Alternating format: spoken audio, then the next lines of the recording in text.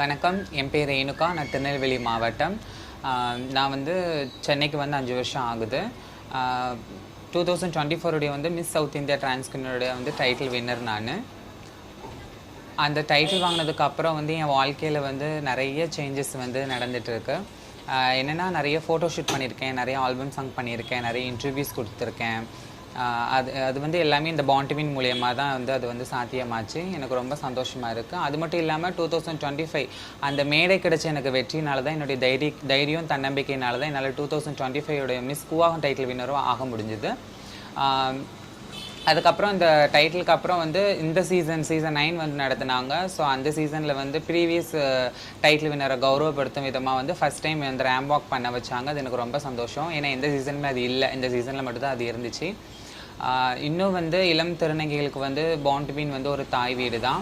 So திருநர் சமுதாயம் எல்லாத்துக்குமே வந்து வீட்டால் நிறைய பேர் விரட்டடிக்கப்படுறாங்க. நிறைய பேர் ஃபேமிலியை அக்செப்ட் பண்ணிக்கிறது இல்லை.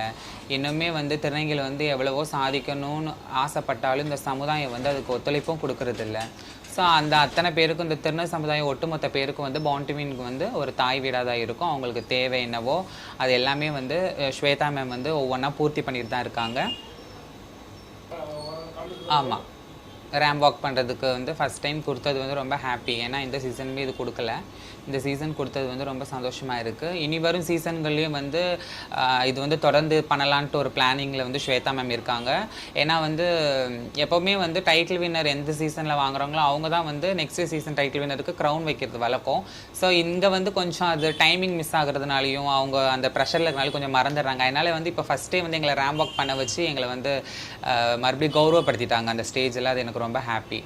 ஸோ வந்து இனி வரும் திருநங்கைகளுக்கு வந்து இந்த மாதிரி கௌரவப்படுத்துறதுனால நிறைய பேர் வந்து வாழ்க்கையில் கஷ்டப்பட்டு தான் இருக்காங்க திருநங்கைகள். அவங்களுக்கு வந்து இப்போது யூடியூப் வெளிநாடு ஃபாரின்ஸ் அந்த மாதிரி கண்ட்ரியில் தான் வந்து திருநங்கைகளுக்கு வந்து இப்போ தான் அங்கீகாரம் கொடுத்துருக்காங்க லேடிஸோட பார்ட்டிசிபேட் பண்ணுறதுக்கு. தமிழ்நாட்டில் வந்து இன்னும் அந்த மாதிரி புரிதல் யாருக்கு இல்லை. ஸோ வந்து அந்த பாண்ட் டு வின் ஆஃபீஸ் மூலயமா அந்த ஒரு சந்தோஷமே எங்களுக்கு வந்து கொடுக்குறாங்க. ஏன்னா நிறைய பேருக்கு ஆசை இருக்கும் மாடலிங் ஃபீல்டில் வரணும், அதில் வந்து நம்ம பார்ட்டிசிபேட் பண்ணணும், வின் பண்ணணும்னு நிறைய ஆசை இருக்குது.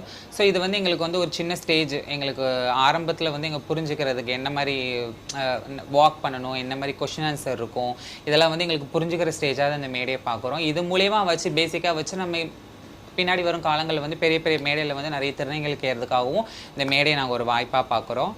அது மட்டும் இல்லாமல் நிறைய ஷூட்டு ஆல்பம்லாம் பண்ணாங்க. இன்னும் ஃப்யூச்சர் ஃபிலிம் பண்ணுறதுக்காகவும் 2-3 பேர் கேட்டிருக்காங்க இது மூலியமாக. அதுவும் எனக்கு ரொம்ப சந்தோஷமாக இருக்குது. இதுக்கு நான் வந்து இந்த இடத்துல பாண்ட் டு வின் ஸ்வேதா மேம்க்கு வந்து ரொம்ப நன்றி சொல்லிக்கிறேன்.